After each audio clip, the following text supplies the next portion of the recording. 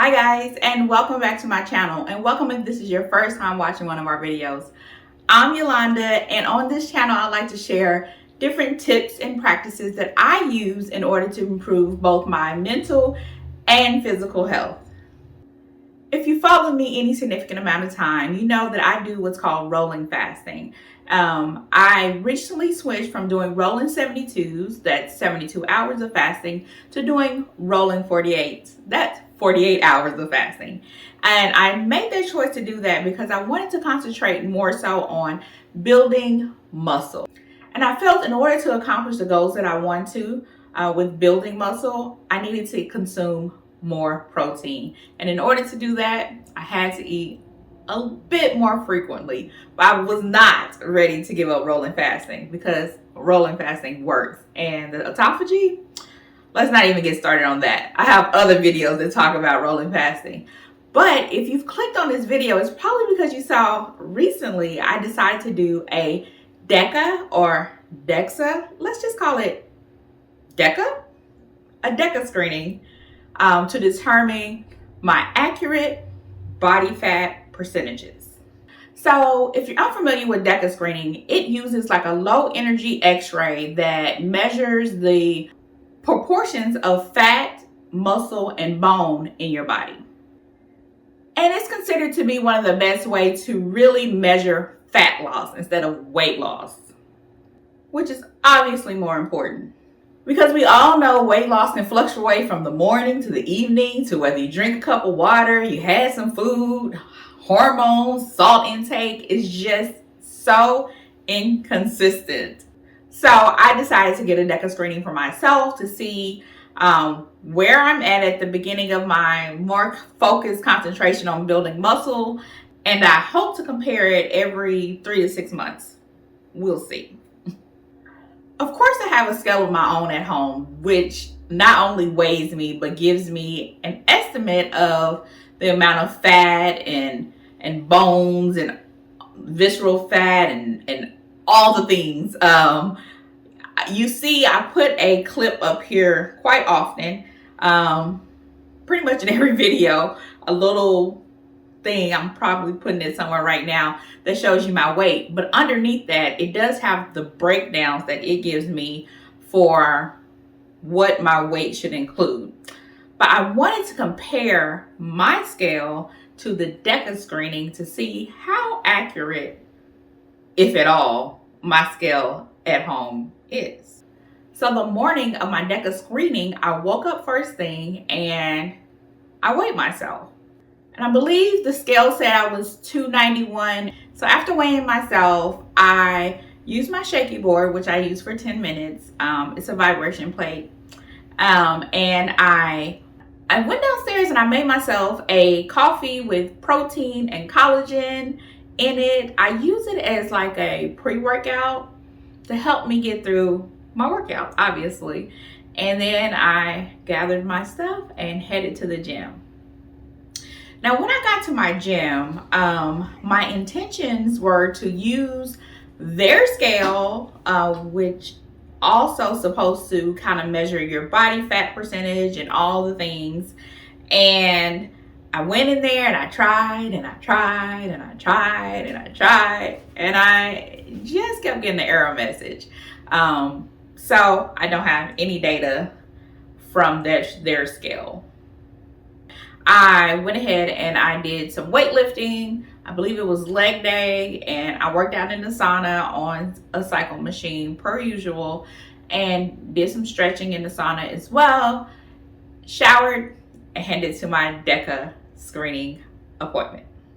So I'm sharing all this because since I'm comparing my scale and the screening, I want to make sure to be transparent so that if anything I did impacted the screening, that it can kind of be shown here. I don't know. I just know there's going to be a DECA screening expert down in the comments below. So I want to give you all the data you need in order to make a sound decision about the report I'm going to share later. Okay, so to prepare myself for the DEXA screening, you really didn't need to do much. Long as you were hydrated, didn't have on too much jewelry, be prepared to lay down and have socks on, and pretty much that's it. Oh, they did have a screening even before you make the appointment, to determine if you are a candidate for the Dexa screening. And I believe there was a cutoff of like 340 pounds. And of course, you couldn't be pregnant. So I think those were the two stipulations to whether you could do the Dexa screening or not. So I get there and I'm ready for my appointment. It's in a very simple office. And Peter is there to greet me. Peter was amazing. I will leave information about the office that I went to in the description box below. If you live in the metro Atlanta area, I highly recommend you go to them if you want to do a DECA screening. And make sure to tell them that I sent you, Yolanda, or the girl on YouTube. Let Peter know, and it would help me out for future screenings. So, and leave a comment down below if you plan on going, okay? All right. So anyway, I arrive at the office and here's Peter. So I go into the room and there's a screening machine and it looks simple enough, right? So he has me sit down and then lay down on the mat. It's like a rectangle that he is trying to center your body in. Okay. So here's where it gets a little bit complicated. I didn't realize initially when he was laying me down that my body, specifically like my hips, were wider than the rectangle. So initially he had me scooted over a bit with my right arm in and my left arm outside of the box, and still trying to kind of center me in the box, so that we can get some measurements. So now I know why weight is a stipulation to whether you can do it or not. Although I stand here, and on that day, my scale weighed me in at 291 pounds. So I thought, yeah, sure, I'm good. But, the amount that you weigh does not determine how it is proportioned on your body. So apparently mine is spread wide instead of coming forward. You see what I'm saying? But anyway, so after he gets me settled and where he wants me to be, he starts the screening process, which should take about 7 to 10 minutes. And he's giving me all this good information and history about the DECA screening process. So this device is a Dexa scanner, as you may or may not know. Dexa technology, to give you a little history about it, is not new technology. Dexa technology is, at this point in time, well over 30 years old. So it's been proven to be a very safe, accurate, and effective technology for a long period of time. It was not, however, created for this purpose. It was not created to measure body composition. The technology was initially created to measure bone mineral density, which is in essence how healthy and strong your bones are. In the case of body fat, it's going to tell us how much. It's going to show us where it's located: arms, legs, and trunk. And one of the most important things we look at with body fat is something called visceral fat. Now, the way I've got you positioned on the table, I'm not entirely sure that visceral fat measurement is going to come through. We may use what's called an AG ratio, android to gonad ratio. Both of those two measurements are designed to help us understand the current level of health risk when it relates to things like type 2 diabetes, heart disease, high blood pressure. So this machine can identify where your android region is and measure how much of it is visceral and/or an android to gonad ratio, so that we can understand the current level of health risk for you. So at this point, I zoned in on the fact that he's saying that the machine cannot calculate my visceral fat based off of how I'm positioned on the table. And I'm like, well, what position do I need to be in to get the visceral fat calculated properly? And he said that, like, the report will show, I'll say it in layman's term, will do a calculation to kind of determine the level of visceral fat, or the health risk associated with the amount of visceral fat I have. And I asked him, well, how good is the calculation? And he was like, not as good as, actually measuring the visceral fat. So I'm like, I want to measure the visceral fat. What position do I need to be in? So we stopped the screening. And what he does is just move my body over and takes portion of my arm. So now both of my arms are cut off from this point down. And I'm now centered on the table. So he can measure my visceral fat more accurately. So I had to be okay with my arms getting cut off. And I'm thinking, let's see. There's not much fat down there. So let's focus in on my waistline. So we start the machine over and we go down and do the whole process from head to toe. But between my head and my toes, actually past my head, because I can't move when it's over your head. So anyway, past my head into my toes, I shared with him why I was here, which you all know is because, I've been on this wellness journey since January 2nd, 2022. I've lost about 60 pounds and I am looking forward to continuing my journey with a more focused concentration on building muscle while losing weight. And I just wanted to know where I was starting from and be able to document that for myself and to keep myself motivated and to share with you guys. And so after I explained that to him, he had a few more nuggets that I'll insert here that he shared with me about the benefits of doing a DEXA screening. There's no way for you to put on as much muscle as body fat. Exactly. But at the end of the day, the scale is not necessarily indicative of exactly where you are or whether or not you're making progress. Because when we think about losing weight doesn't necessarily mean that we're losing fat. Sometimes we're losing muscle. Exactly. Sometimes we're just losing water. Right.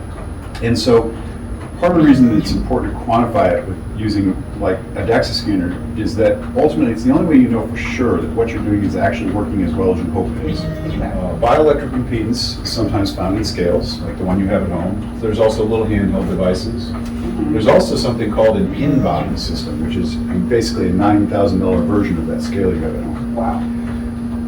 Unfortunately, bioelectrical impedance is an estimate.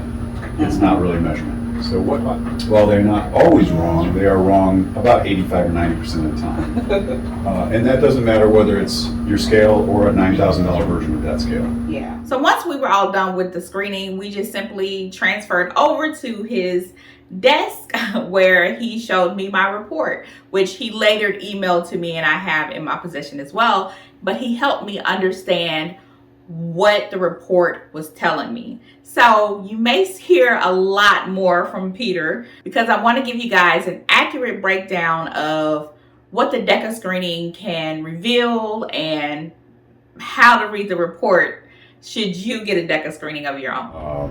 So 57.6% of your total mass or total weight, which even though we cut your arms off, is pretty close to where you thought you were, 289.9 pounds.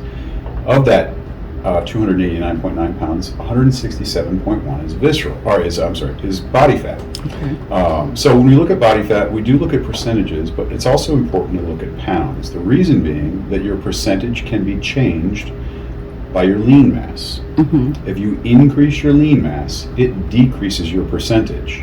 But if you didn't decrease your body fat, you didn't make yourself any healthier. So let me intervene right here. He said that my body fat percentage was 57.6. Now, my Renfo scale at home said that my body fat percentage was 68.8. And once again, the Renfo scale at home said my body weight was 291.4, and the DEXA screening found that it was 289.9. It makes sense for it to be slightly under because part of my arms were not captured in the DEXA screening. But the difference in the percentage of body fat is pretty big in comparison to the scale at home. So my scale at home would say I have 200 pounds of body fat versus 167 pounds of body fat with the DEXA screening, which is a difference of 33 pounds. Now, I know I don't have 33 pounds of body fat here, but Anyway, I am so happy to have done the DECA screen. So let's continue to hear the other things that he found on the report. Okay. So when we think about making us healthy, it's about the pounds. On average, women are thought to be optimally healthy when this number is somewhere between 20 to 40, maybe 45 pounds. That's a long way away from where you are right now. And I would encourage you not to worry about that too much. I would encourage you to focus on, at this point in time, looking at just trying to get underneath 100 pounds.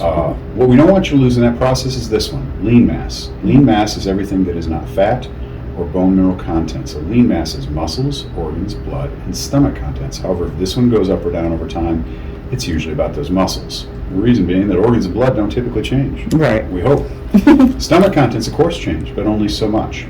So one of the things that's really two of the things that are really important that we do when we're endeavoring to get this in a healthy place is we need to try to support this one through things like strength training, lifting weights, proper protein consumption, really proper nutrition in general, because we don't build muscles in the gym or hold the muscles in the gym. We build muscles when we recover, which means that we have to do a good job with protein consumption and general nutrition.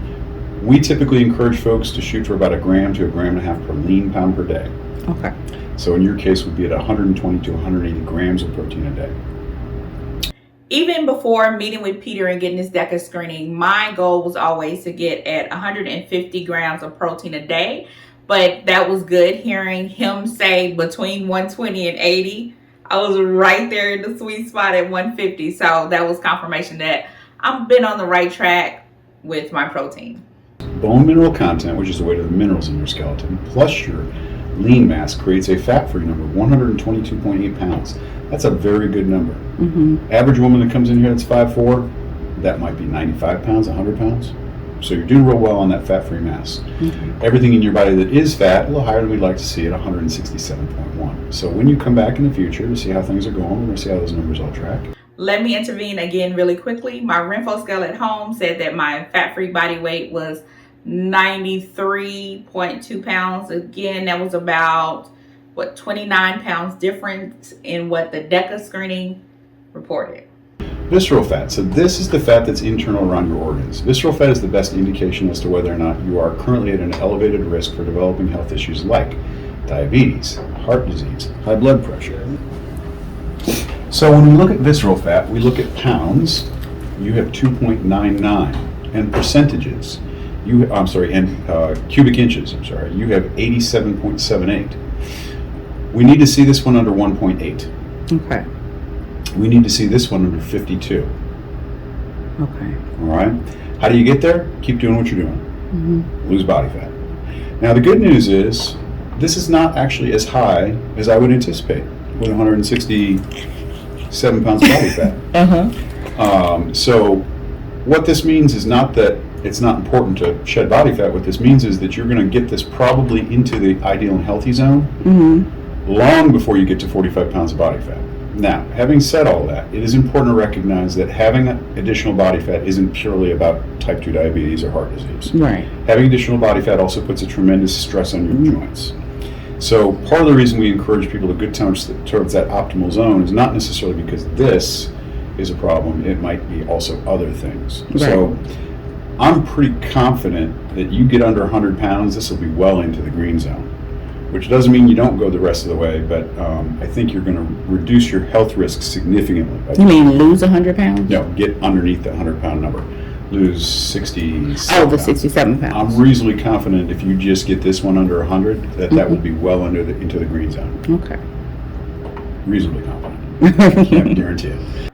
Did y'all see or hear how Peter didn't want me to get too excited about just losing 67 pounds? But that, for me, was the absolute best part of the session. Peter is a very monotone guy, so there was a little inflection in his voice when he said, what did he say he wasn't expecting or surprised? I don't know. Something was good. So in layman's term, what I heard was, for my size, I am on the healthier side of things, which is great to hear. Because although I want to build muscle, it's not just for building muscle's sake.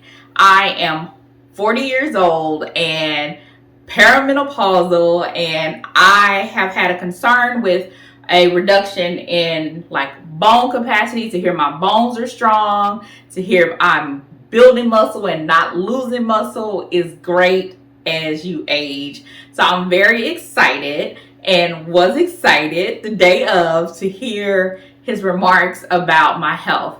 And I also heard and received the fact that although my health markers will be greatly improved if I just lose the 67 pounds, the additional weight I would need to lose in order to have good joints and bone health. Like, because I know losing weight has helped me out. So many people, if you've seen any of my other videos, you know I feel better, which is most important, because I've had chronic back pain and knee pains and hip pain, and with every pound that I've lost, that pain has reduced and has given me a better quality of life, which is even more important than the number on the scale.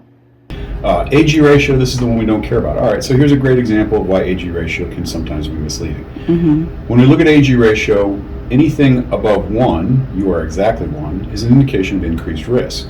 Okay, you are not above 1. So if I looked at AG ratio, I'd say, hey, looks like you might be okay. Okay. Now you're at the top of the okay zone. Right. But what we know is that that's not true. Right. So although we decided not to like really delve into the AG ratio, I'm so glad we went with the visceral fat measurements, but the AG ratio is there. So let's talk about it. So my understanding, you heard what he said. So I kind of read the report myself, and I looked at how did they calculate this AG ratio. So basically, they go by the thought, or this is what I interpreted as, that if you are an apple shape, that you are less healthier than someone who is pear shaped.